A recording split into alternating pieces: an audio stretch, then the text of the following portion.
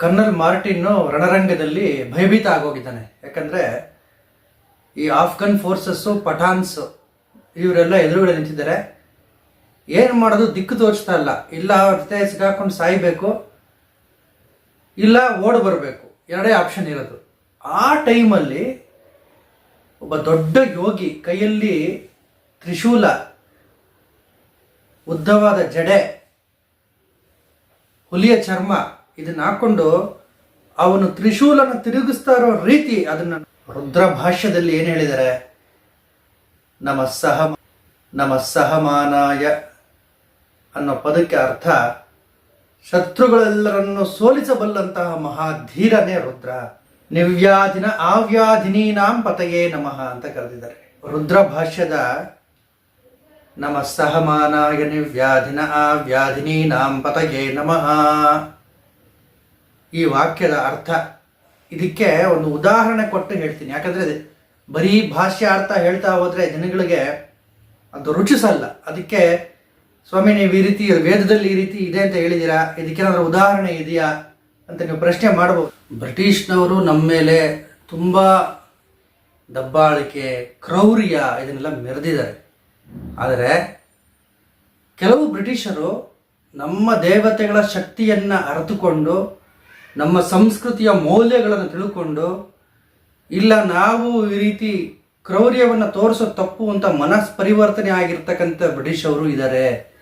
ಆದರೆ ಆ ಅಧಿಕಾರಿಗಳ ಬಗ್ಗೆ ನಾನು ಮಾತಾಡ್ತಿದ್ದೀನಿ. ಬ್ರಿಟಿಷ್ ಅಧಿಕಾರಿಗಳಲ್ಲಿ ಕ್ರೌರ್ಯತೆ ತೋರಿರುವಂಥ ಅಧಿಕಾರಿಗಳು ಇದ್ದಾರೆ. ನಮ್ಮ ದೇವತೆಗಳ ಭಕ್ತರಾಗಿ ಹಿಂದೂ ಧರ್ಮದ ಸಂಸ್ಕೃತಿ, ಹಿಂದೂ ಧರ್ಮದ ಮಹತ್ವ ಇದನ್ನು ಅರಿತುಕೊಂಡು ಅವರು ನಮ್ಮ ಧರ್ಮದ ಅನುಯಾಯಿಗಳಾಗಿರ್ತಕ್ಕಂಥ ಅನೇಕ ಜನ ಬ್ರಿಟಿಷ್ ಅಧಿಕಾರಿಗಳು ಇದ್ದಾರೆ. ಮತ್ತು ತಮಿಳುನಾಡಲ್ಲೂ ಒಂದು ದೇವಸ್ಥಾನ, ಅದು ಸಿನಿಮಾಗಳಲ್ಲೂ ಬಂದಿದೆ. ಅದು ಒಬ್ಬ ಬ್ರಿಟಿಷ್ ಅಧಿಕಾರಿ ಬೂಟ್ ಕಾಲ್ನಲ್ಲಿ ನಾನು ಆ ಒಂದು ದೇವಿ ದೇವಸ್ಥಾನ ಒಳಗಡೆ ಹೋಗ್ತೀನಿ ಅಂತ ಹೋದಾಗ ಅವನ ಮೈಯಲ್ಲೆಲ್ಲ ಸಿಡುಬು ಬಂದು ತಾಯಿ ತಾಯಿ ಅಂತ ಬಿಕ್ಕಿ ಬಿಕ್ಕಿ ಹತ್ತು ಮೇರಿ ಮಾತೆಯ ರೂಪದಲ್ಲಿ ಆ ತಾಯಿ ದೇವಿ ದರ್ಶನ ಕೊಟ್ಟು ಹೋಲಿ ಮದರ್ ಅಂತ ಹತ್ಕೊಂಡು ಅವನಿಗೊಂದು ಸತ್ಯ ಅರಿವಾಗುತ್ತೆ. ಧರ್ಮದ ಮೂಲ ಒಂದೇ, ಯಾವುದೇ ದೇವರಾಗಿರಲಿ, ಯಾವುದೇ ಧರ್ಮ ಆಗಿರಲಿ, ಶಕ್ತಿ ಒಂದೇ ಅಂತ ಅರ್ಥ ಆಗಿ ಆ ದೇವಿಗೆ ಭಕ್ತನಾಗಿರ್ತಕ್ಕಂಥ ಘಟನೆ ಕೂಡ ಇದೆ. ಅದೇ ರೀತಿ ಇಲ್ಲಿ ಈ ಬ್ರಿಟಿಷ್ ಅಧಿಕಾರಿ ಕೂಡ ಈ ಘಟನೆ ಆದಮೇಲೆ ಅವನು ಶಿವನ ಪರಮ ಭಕ್ತ ಆಗುತ್ತಾನೆ. ಆ ಬ್ರಿಟಿಷ್ ಅಧಿಕಾರಿ 1879ನೇ ಇಸ್ವಿ 1879ನೇ ಇಸ್ವಿನಲ್ಲಿ Anglo Afghan war, colonel Martin ಅವರು ಇಂಡಿಯಾದಿಂದ ಹೋಗಿ ಆ ವಾರಲ್ಲಿ ಪಾಲ್ಗೊಂಡಿರ್ತಾರೆ. ಕರೆಕ್ಟಾಗಿ ಅರ್ಥ ಮಾಡ್ಕೊಳ್ರಿ. ಅವರ ಹೆಂಡತಿ ಬೈಜನಾಥ ದೇವಸ್ಥಾನ, ಮಧ್ಯಪ್ರದೇಶ, ಮಾಳ್ವ ಶಕ್ತಿ, ಅದು ಜ್ಯೋತಿರ್ಲಿಂಗ, ಅದು ಪರಲ್ಯಾಂ ವೈದ್ಯನಾಥಂಚ ಅಂತ ಬರುತ್ತೆ. ಅಲ್ಲಿ ಅವರ ಹೆಂಡತಿ ಇರ್ತಾಳೆ ಆ ದೇವಸ್ಥಾನದಲ್ಲಿ. ಗಂಡ ಹೋಗಿ ಯುದ್ಧ ಮಾಡ್ತಿದ್ದಾನೆ. ಕ್ಷೇಮ ಸಮಾಚಾರ ಗೊತ್ತಾಗ್ತಾ ಇಲ್ಲ. ಪಠಾಣರು, ಆಫ್ಘನ್ನರು ಮತ್ತು ಬ್ರಿಟಿಷವ್ರಿಗೂ ನಡೀತಾ ಇದ್ದಂಥ ಯುದ್ಧ ಇದು.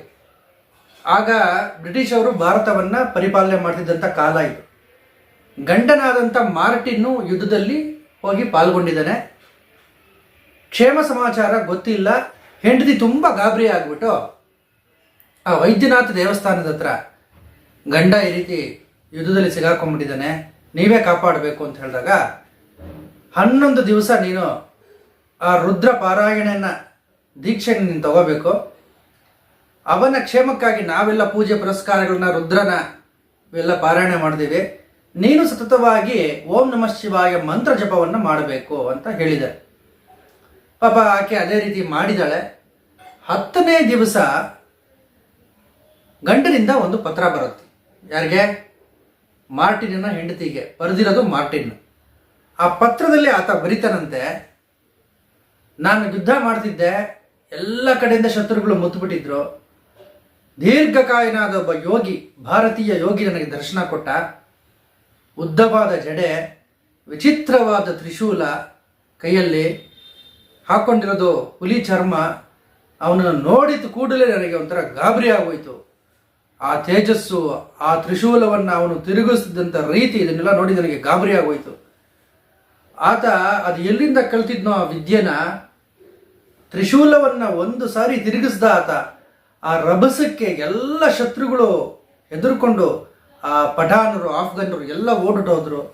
ಅಷ್ಟು ರಭಸವಾಗಿ ತಿರುಗಿಸ್ತಿದ್ದ ಆತ. ಅದನ್ನು ನೋಡಿ ಎಷ್ಟೋ ಜನ, 100 ಮಂದಿ ಸೈನಿಕರು ಓಡಿಟೋದ್ರು.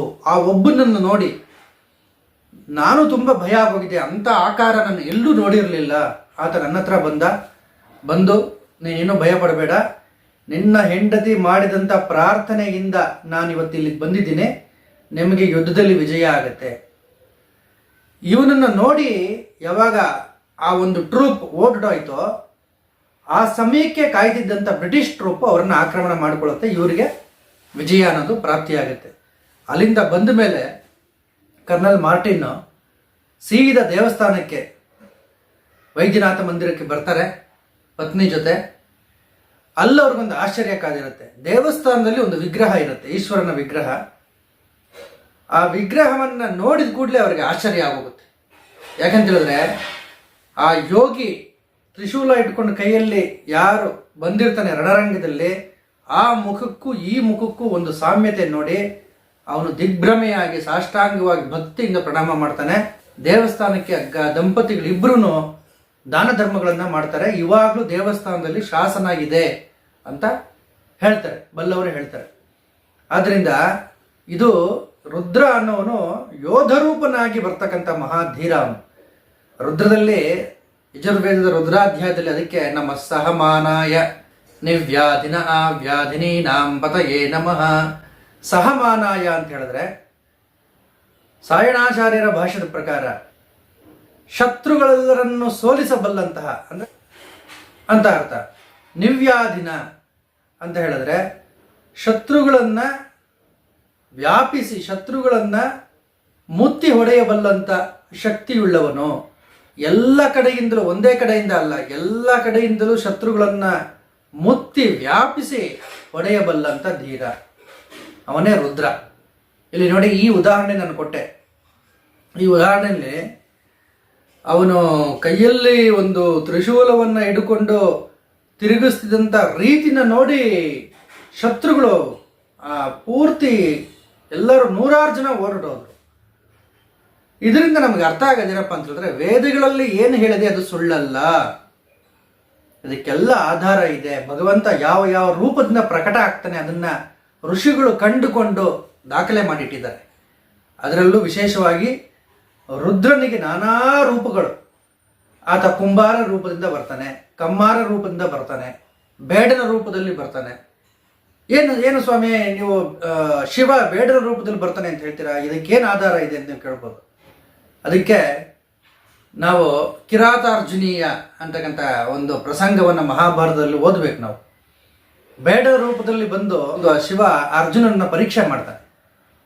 ಅದರಿಂದ ಇವೆಲ್ಲ ವೇದಗಳಲ್ಲಿ ಅಪಾರವಾದ, ಅಂದರೆ ಪ್ರತ್ಯಕ್ಷವಾಗಿ ಯಾವುದನ್ನು ಮಾತಾಡಿಲ್ಲ ವೇದಗಳಲ್ಲಿ, ಇದನ್ನು ತಿಳ್ಕೊಳ್ಳಿ.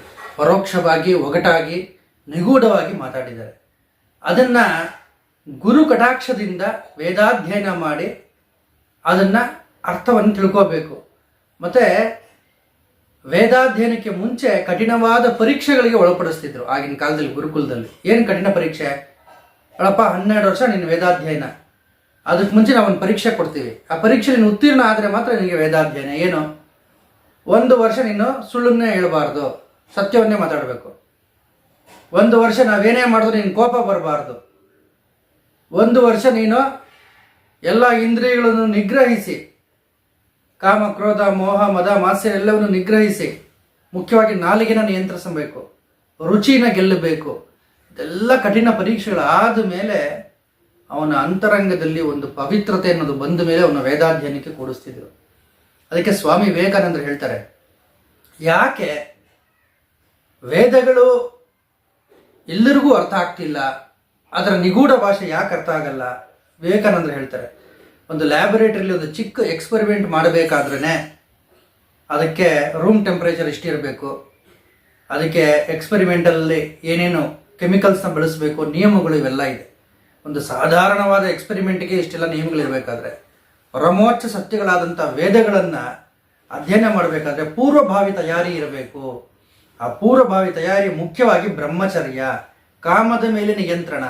ಅದಕ್ಕೆ ರಾಮಕೃಷ್ಣ ಪರಮಹಂಸರು ವಿವೇಕಾನಂದರನ್ನ ಆ ಮಾತನ್ನು ಹೇಳ್ತಾರೆ. ರಾಮಕೃಷ್ಣ ಪರಮಹಂಸರು ವಿವೇಕಾನಂದರಿಗೆ, ಜಿತೇಂದ್ರಿಯನಾದವನಿಗೆ ಮಾತ್ರ ಪರಮೋಚ್ಚ ಸತ್ಯಗಳು ಅರ್ಥ ಆಗುತ್ತೆ, ಅದಿಲ್ಲದ್ರೆ ಅರ್ಥ ಆಗಲ್ಲ ಅದು. ಯಾಕಂದರೆ ವೇದಗಳಿಗೆ ಅನಂತವಾದ ಆಯಾಮಗಳಿದೆ, ಒಂದೆರಡು ಆಯಾಮಗಳಲ್ಲ, ಅದು ಅನಂತವಾದ ಆಯಾಮಗಳನ್ನು ಅರ್ಥ ಮಾಡ್ಕೋಬೇಕಾದ್ರೆ ಆ ಸಾಧಕನಾದವನಲ್ಲಿ ಅಷ್ಟು ಶಕ್ತಿ ಇರಬೇಕು. ಅವೆಲ್ಲ ಮಂತ್ರಗಳದು, ಮಂತ್ರ ಸಮೂಹ. ಆ ಮಂತ್ರ ಸಮೂಹನ ಉಚ್ಚಾರಣೆ ಮಾಡ್ತಾ ಮಾಡ್ತಾ ಮಾಡ್ತಾ ಮಾಡ್ತಾ ಅವನಿಗೆ ಅಂತರಂಗದಲ್ಲಿ ಆ ಭಾವನೆಗಳು ತಲೆದೋರುತ್ತೆ. ಓಹೋ, ಇದರ ಅರ್ಥ ಇದು ಅಂತ. ಇದನ್ನು ಪರೀಕ್ಷೆ ಮಾಡಿ ನೋಡ್ಬೋದು ಯಾರು ಬೇಕಾದ್ರೂ ಗುರುಮುಖೇನ ಇದನ್ನು ಪರೀಕ್ಷೆ ಮಾಡಿ ನೋಡಬಹುದು. ವೇದಗಳಲ್ಲಿ ಅಷ್ಟೊಂದು ಶಕ್ತಿ ಇದೆ. ಅದರಲ್ಲೂ ಯಜುರ್ವೇದದ ರುದ್ರಾಧ್ಯಾಯ, ಇದರ ಶಕ್ತಿ ಇಷ್ಟು ಅಂತ ನಾವು ನಿರ್ಣಯ ಮಾಡೋದಕ್ಕಾಗೋದಿಲ್ಲ. ಅಪಾರವಾದಂಥ ಶಕ್ತಿ ಅಡಗಿದೆ ರುದ್ರಾಧ್ಯಾಯದಲ್ಲಿ. ಆ ರುದ್ರ ಮಂತ್ರವನ್ನು ಕೇಳಿದ್ರೆ ಸಾಕು, ಅವನಿಗೆ ಹಿಡಿದಿರ್ತಕ್ಕಂಥ ಮಾನಸಿಕ ರೋಗ, ದೈಹಿಕ ರೋಗ ಎಲ್ಲ ನಿವಾರಣೆ ಆಗುತ್ತೆ. ಮಂತ್ರಗಳಲ್ಲಿ ಅಷ್ಟು ಶಕ್ತಿ ಇದೆ.